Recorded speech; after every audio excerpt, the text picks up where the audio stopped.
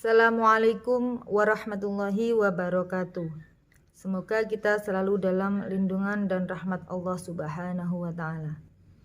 Dalam kesempatan kali ini, saya akan menerangkan tentang hukum bacaan mad lazim, di mana di dalam ilmu tajwid, mad lazim itu terbagi dalam 4 bagian, yaitu yang pertama mad lazim mukhaffaf hilmi, yang kedua mad lazim mutsaqal kilmi, yang ketiga mad lazim mutsaqal harfi, dan yang keempat mad lazim mukhaffaf harfi. Baiklah, selanjutnya saya akan membahas satu persatu dari hukum bacaan mad lazim tersebut. Yang pertama yaitu hukum bacaan mad lazim mukhaffaf kilmi. Mukhaffaf itu berarti ringan, kilmi itu berarti kata. Jadi pengertian mad lazim mukhaffaf kilmi adalah apabila ada huruf mad bertemu sukun asli dalam satu kata atau satu ucapan. Sedangkan cara membacanya dibaca panjang 3 alif atau 6 ketukan atau 6 harokat. Contoh hukum bacaan mad lazim mukhaffaf hilmi di dalam Al-Quran itu hanya ada 2 tempat, yaitu dalam surat Yunus ayat 51 dan ayat 91 dengan bunyinya ana. Jadi dibaca panjang 6 harokat atau 6 ketukan. Jadi contoh hukum bacaan mad lazim mukhaffaf hilmi ini di Al-Quran hanya ada 2 tempat. Selain itu tidak ada. Itu adalah penjelasan tentang mad lazim mukhaffaf hilmi. Selanjutnya hukum bacaan mad lazim mutsaqal kilmi. Mutsaqal itu berarti berat, kilmi berarti kata. Pengertian mad lazim mutsaqal kilmi adalah apabila ada huruf mad bertemu tasydid dalam satu kata atau satu ucapan. Cara membacanya, hukum bacaan mad lazim mutsaqal kilmi adalah dibaca panjang 3 alif atau 6 ketukan atau 6 harokat. Sekarang contoh hukum bacaan mad lazim mutsaqal kilmi misalkan terdapat dalam surat An-Nazi'at ayat 64 yang berbunyi fa idza ja'atit tammatul kubra. Jadi dibaca panjang 6 harokat atau 6 ketukan. Dan juga dalam ayat-ayat Al-Quran yang lainnya. Jadi untuk mad lazim mutsaqal kilmi ini ada banyak hukum bacaan yang ada di dalam Al-Quran. Itu adalah tentang mad lazim mutsaqal kilmi. Sekarang yang ketiga yaitu mad lazim mutsaqal harfi. Mutsaqal itu berarti berat, harfi berarti huruf. Jadi mad lazim mutsaqal harfi adalah apabila ada huruf mad yang dibaca idgham dalam satu huruf. Cara membacanya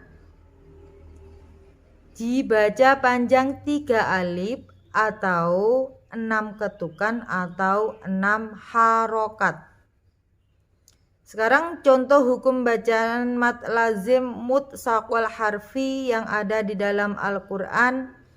Contohnya terdapat dalam surat Al-Baqarah ayat 1 dengan bunyi alif lam mim dan seterusnya.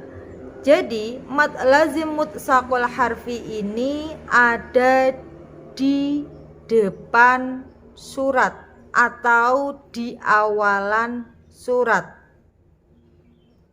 Dibaca panjang 6 harokat atau 6 ketukan. Selanjutnya yang keempat yaitu hukum bacaan mad lazim mukhafaf harfi. Mukhafaf berarti ringan. Harfi berarti huruf. Untuk penjelasannya, mad lazim mukhafaf harfi adalah apabila ada huruf mad bertemu sukun dalam huruf. Cara membacanya dibaca panjang 3 alif atau 6 ketukan atau 6 harokat. Contoh bacaannya di dalam Al-Quran misalkan terdapat dalam surat Yasin ayat pertama. Contoh bacaannya Yasin.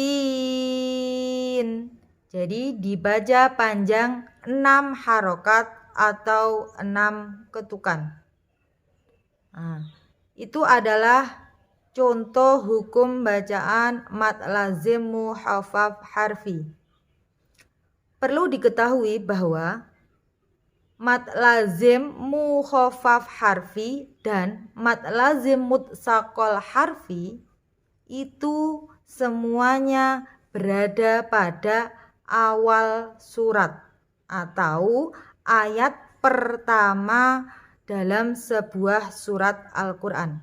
Jadi mudah diingat bahwa kalau mad lazim mutsaqal harfi dan mad lazim mukhafaf harfi itu semuanya berada di awal surat.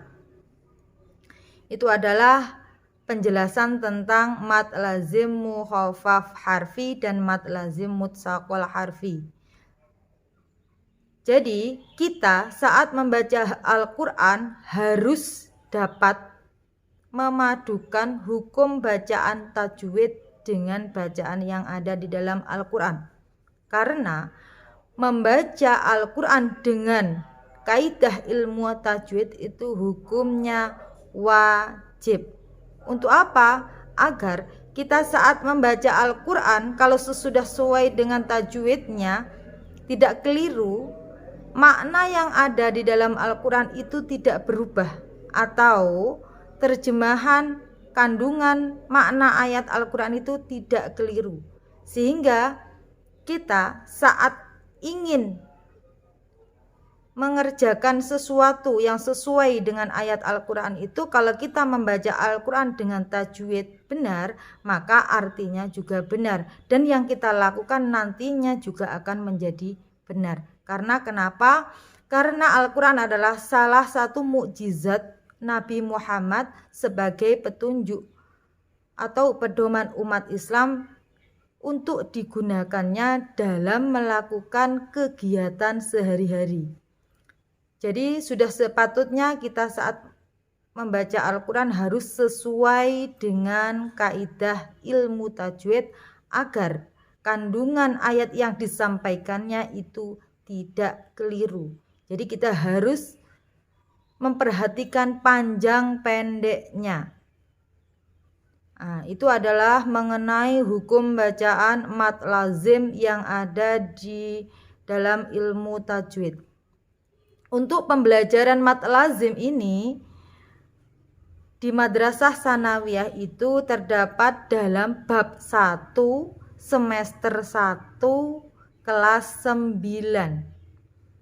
Jadi untuk MTS kelas 9 bab 1 semester 1 adalah hukum tajwid tentang bacaan mad lazim yang terbagi menjadi 4 tadi yaitu mad lazim mukhafaf kilmi, mad lazim mutsaqal kilmi, mad lazim mutsaqal harfi dan mad lazim mukhafaf harfi. Jadi itu adalah penjelasan mengenai hukum bacaan mad lazim. Semoga dengan penjelasan saya ini bisa menjadikan kita lebih termotivasi, lebih senang dalam membaca Al-Quran, karena membaca Al-Quran adalah suatu ibadah yang diperintahkan oleh Allah Subhanahu wa Ta'ala. Penjelasan sedikit ini semoga bermanfaat untuk kita semuanya. Semoga kita selalu dalam lindungan dan rahmat Allah Subhanahu wa Ta'ala. Wassalamualaikum warahmatullahi wabarakatuh.